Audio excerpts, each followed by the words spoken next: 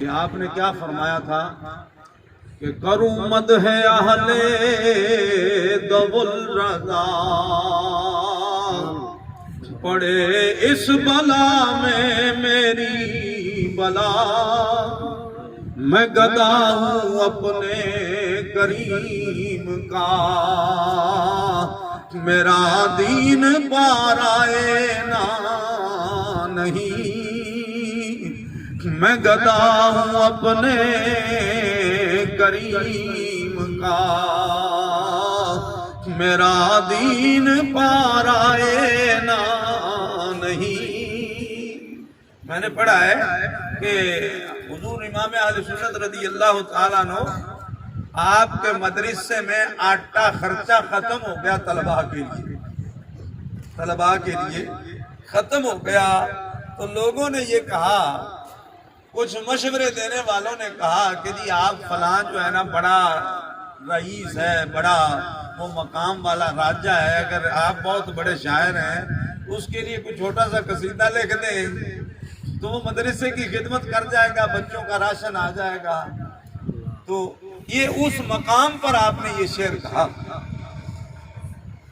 فرمایا میں کسی کا قصیدہ نہیں کہتا، کسی کے لیے اشعار نہیں لکھتا، کروں مدح اہل ذو الرضا، اعلیٰ حضرت کی احمد رضا کی زبان کھلے گی تو سرکار کے لیے، میں گدا ہوں اپنے کریم کا، میرا دین پارا ہے۔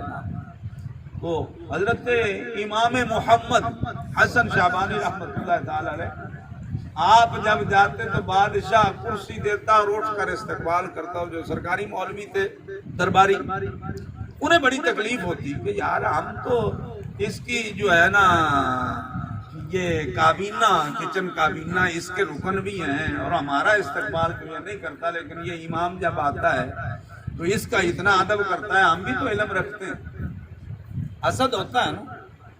تو کہنے لگے کہ بھئی ہم کوئی ایسا سوچیں اس کے لیے کہ یہ اس کے لیے بھی نہ کھڑا ہوگا، ہمارے لیے نہیں کھڑا ہوتا تو اس کے لیے بھی نہ کھڑا ہوتا، لیکن وہ کھڑا کس لیے ہوتا تھا؟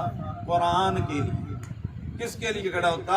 حدیث کے لیے۔ ان کے پاس قرآن کا علم تھا، حدیث کا علم تھا، جس کی عزت کی جاتی تھی، وہ اس لیے کھڑا ہوتا۔ تو انہوں نے ایک سلیم سوچی، کہنے لگے کہ ایسے کرو کہ کوئی ایسے سوال مشکل ڈھونڈو، مشکل سوالات ڈھونڈو اور بادشاہ کو کہو کہ امام سے یہ سوال کرے، اسے جواب نہیں آئیں گے، بے عزتی ہو جائے گی دربار میں۔ جیسے میں نے کہا کہ یہ حق و باطل کا سلسلہ تو جاری ہے، بڑی دیر سے جاری ہے۔ کہتے ہیں کہ وہ انہوں نے ایسا ہی کیا، کچھ سوال کیے، آج امام صاحب آئے تو بادشاہ وقت نے اٹھ کر استقبال تو کیا، لیکن اس دل سے نہ کیا جس طرح سے وہ پہلے اٹھتا تھا۔ تو آپ سمجھ گئے کوئی معاملہ ہے کہ آج بادشاہ نے میری عزت نہیں کی۔ وہ کھڑا تو ہوا ہے لیکن مٹھ روح کے ساتھ کھڑا ہوا، اور دوسرے لوگوں کا بھی دیکھا کہ یہ آج حالات کچھ بدلے ہیں۔ تو بادشاہ وقت نے کہا امام صاحب آج ہمارے کچھ سوال ہیں، آپ نے ان سوالوں کے جواب دینے ہیں۔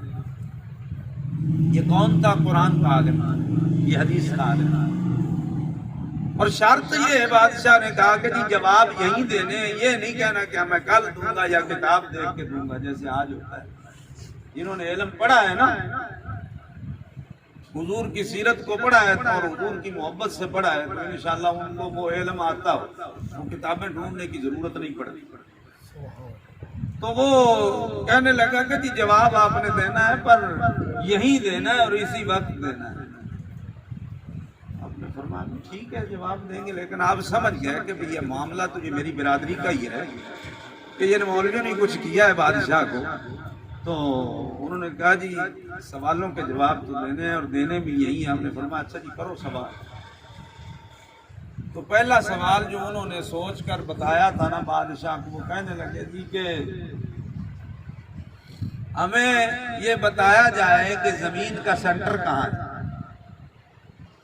یہ پوری روئے زمین کا ایک سینٹر ہے، تو اصل میں سینٹر تو خانہ کعبہ ہے، دنیا کا سینٹر خانہ کعبہ، لیکن آپ نے عقلی جواب دینا تھا وہاں۔ تو ہمیں بتایا جائے کہ دنیا کا سینٹر ہے، روئے زمین کا سینٹر کہاں ہے؟ تو امام صاحب نے کہا جی جہاں آپ بیٹھے ہیں یہی سینٹر ہے۔ اصل مقصد تھا ان کو لاجواب کرنا۔ آپ سمجھ گئے بھی اگر میں کہوں گا خانہ کعبہ تو اس پر کئی دلائل آ جائیں گے، کئی بات کریں گے، تو میں بات ہی ایسی کروں کہ ان کے پاس جواب ہی نہ ہو، لاجواب ہوگا۔ امام صاحب نے کہا جی یہی سینٹر ہے۔ انہوں نے کہا جی اس کی دلیل کیا ہے؟ یہ دلیل یہ ہے کہ آپ ناپ پیمائش کریں، جنہیں میری بات پر شک ہے وہ زمین کو ناپے، اگر نہ ہو سینٹر تو پھر میں ذمہ دار ہوں۔ اب کون ناپے؟ ناپنے والا تو کوئی نہیں۔ اب وہ مجبور ہو گئے، کہنے لگے جی ہمیں اتنے پٹواری کہاں سے لائیں جو پوری روئے زمین کو ناپے؟ ہم یہ نہیں ناپ سکتے تو یہ تمہارا مسئلہ ہے، میں نے تو بتانا تھا، میں نے بتا دیا یہی سینٹر۔ یہ علم تھا، علم بولا۔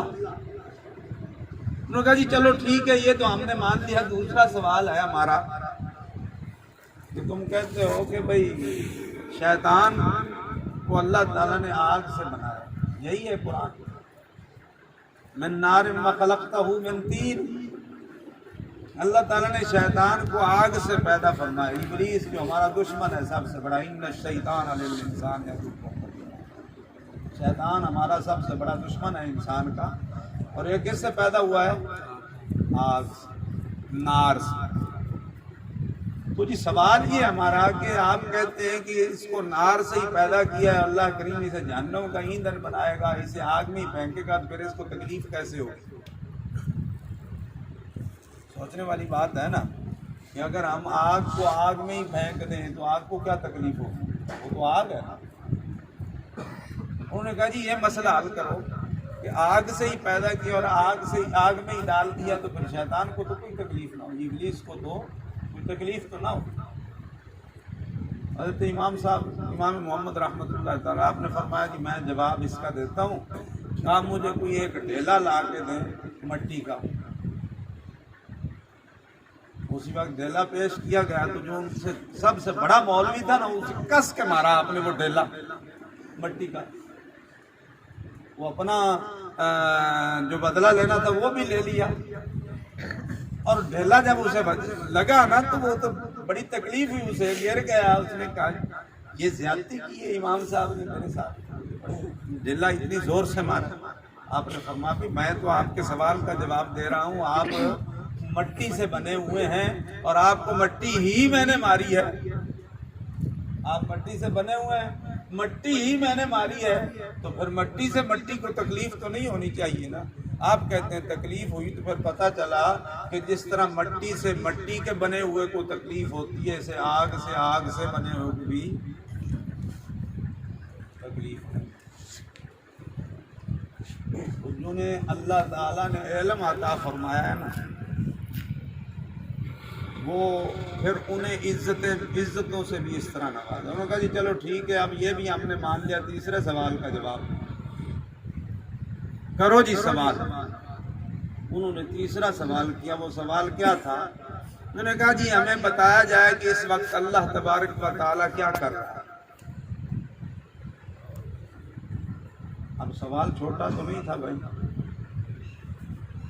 حضرت امام محمد رحمۃ اللہ تعالیٰ آپ نے فرمایا بھائی آپ کے اس سوال کا جواب میں دوں گا، لیکن اس طرح نہیں، کیونکہ پہلے جتنے سوال تھے وہ مخلوق کے بارے میں تھے، یہ سوال ہے خالق کے بارے میں۔ جو اتنا بڑا سوال ہے، بادشاہ کو فرمایا اس طرح جواب نہیں دوں گا، تو اپنا تخت چھوڑ اور میری جگہ پہ آ کے بیٹھ، اور میں تیری جگہ پہ بیٹھوں گا اس تخت پر اور پھر جواب دوں گا۔ اب بادشاہ لاجواب ہو گیا، اس نے کہا ٹھیک ہے جی، میں وہ تخت سے اترا اور نیچے آ گیا۔ یہ کون عزت دے رہا ہے؟ اللہ تعالیٰ۔ قرآن کے عالم کو اللہ تعالیٰ عزت دے، حدیث کے عالم کو اللہ تعالیٰ عزت دے۔ سبحان اللہ۔ بادشاہ نیچے آ کر بیٹھا اور حضرت امام صاحب اس کے تخت پر جا کر بیٹھے۔ فرمایا آپ سوال کرو۔ انہوں نے کہا جی سوال یہ ہے کہ اللہ کیا کر رہا ہے؟ فرمایا اللہ یہی تو کر رہا ہے کہ اللہ نے بادشاہ کو تخت سے اٹھا کر نیچے بٹھا دیا اور میں فقیر کو نیچے سے اٹھا کر تخت پر بٹھا دیا. میرا رب سبحان یہی کرتا ہے. اللہ. سبحان اللہ. تو جتنے بھی درباری تھے، محفل والے تھے، مجلس والے تھے، وہ سارے بڑے خوش ہوئے کہ امام صاحب کی جتنی پہلے اس کی عزت تھی 11 گنا اور بڑھ گئی. فرمایا انہوں نے بڑے سوچ سمجھ کے سوال کیے تھے، پر اللہ تعالیٰ نے جو انہیں علم عطا فرمایا تھا اپنے علم کے مطابق انہوں نے ایسے جواب دیے کہ سارا دربار گرویدہ ہو. عرض یہ کر رہا تھا کہ حضرت امام بخاری رحمۃ اللہ تعالی علیہ آپ کو وقت کے حاکم نے، بادشاہ نے کہا کہ میرے بچوں کو آ کر، آپ نے فرمایا میں آپ کے گھر میں یا محل میں آ کر نہیں پڑھاؤں گا. کیا اللہ کے کلام کا یہی مقام سمجھتا ہے؟ حضور کے فرمان کا، حضور کی حدیث کی اتنی عزت کرتا ہے کہ میں تیرے پاس چل کے آ کے پڑھاؤں گا. اللہ آپ نے انکار کیا. فرمایا پھر میرے بچے کیسے علم حدیث حاصل کریں گے؟